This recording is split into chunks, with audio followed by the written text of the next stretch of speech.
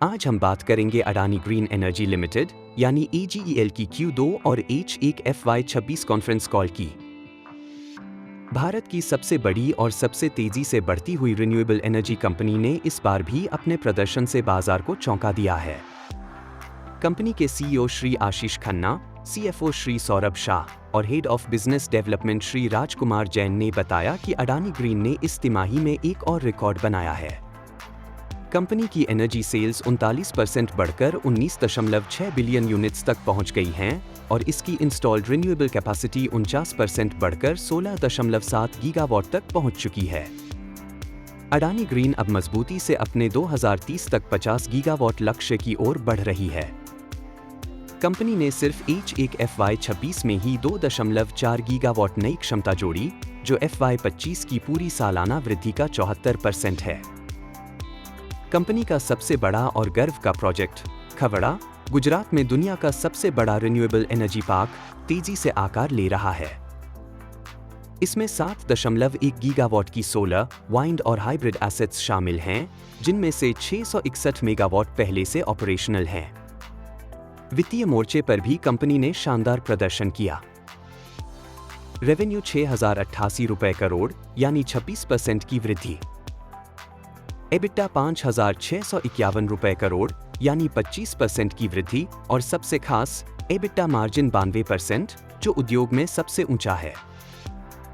Company का cash profit 3,094 रुपए करोड़ रहा, 17% की वृद्धि के साथ। अडानी ग्रीन का फोकस है टेक्नोलॉजी और डेटा ड्रिवन ऑपरेशन।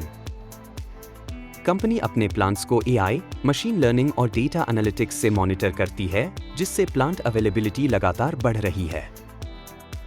कंपनी को हाल ही में सस्टेनालिटिक्स ESG रैंकिंग में भारत में पहला और दुनिया में 7वां स्थान मिला है।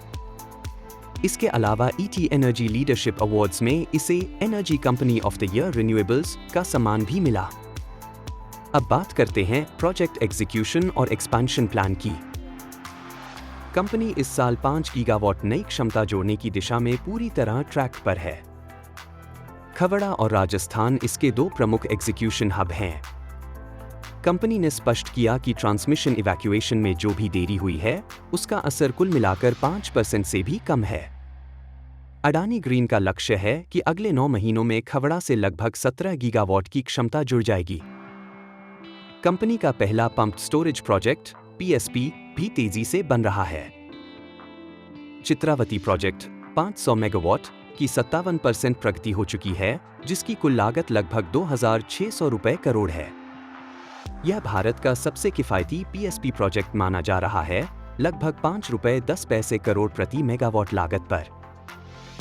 अडानी ग्रीन अब battery energy storage systems BESS पर भी काम कर रही है। CEO आशीष खन्ना ने बताया कि कंपनी बहुत बड़े पैमाने पर BESS डेवलप कर रही है, जो भारत में अभूतपूर्व होगा।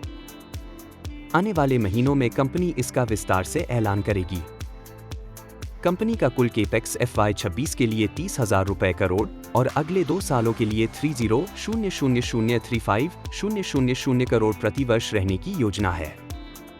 अडानी ग्रीन की नेट डेट टू EBITDA 4.4 गुना है ऑपरेशनल एसेट्स पर, और प्रबंधन का कहना है कि FY29 के बाद यह अनुपात तेजी से घटेगा। कंपनी के सोलर और वाइन दोनों सेगमेंट्स में शानदार प्रदर्शन हुआ है। वाइन का CUF 42% तक गया, जबकि सोलर CUF भी साल दर साल बेहतर रहा।